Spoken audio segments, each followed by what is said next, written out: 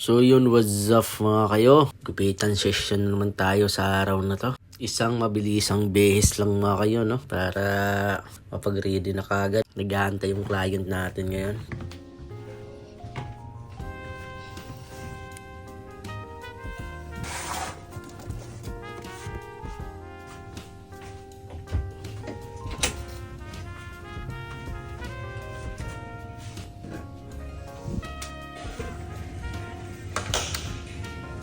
Normal. Normal. First video. Shit is moving. I will cut my hair every 2 weeks.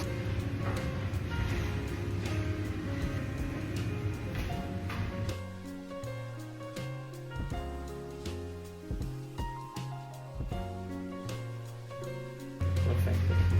O diba, isang mabilisang gupit lang din mga kayo. Tapos masahin ng konti para bumalik yung client natin. Matik, ba't gagad? Punin natin yan para bilhin tayo barko. Joke lang pero bye-bye.